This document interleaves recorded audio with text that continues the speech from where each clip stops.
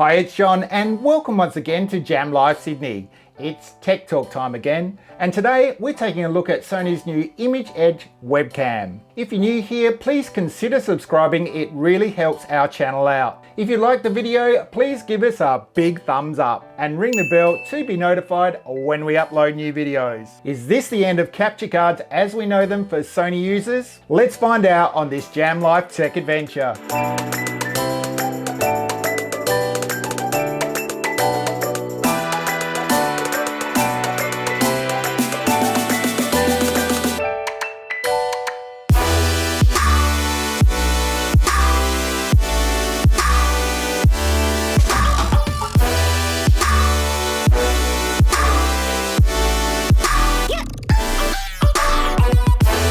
So this app dropped on Sony's website this week, and at the moment is only available for PC and not Mac. And here's hoping that will change very soon, as I really need this for my Mac, and I'm sure most of you do too. I'll put a link to the app below and also a page Sony has supplied to help you set up. Setup is really easy. Firstly, install the Image Edge or webcam software on your PC. And then firstly, to the camera. I'm going to do this on the Sony ZV-1, but you can use the A6000 or A7 series and many more, and those instructions are on the page I just mentioned as well. So go to the menu, then Network tab, control with smartphone, and turn this feature off. And then to the Setup tab, USB connection, PC remote. So that's it then, the camera is now set up. So now you can connect it to the computer with a USB cable like I have here. All you have to do then on the computer is firstly open the web conferencing service. I'm using Zoom for example. So if you're using Zoom or whatever you're using, then go to the video settings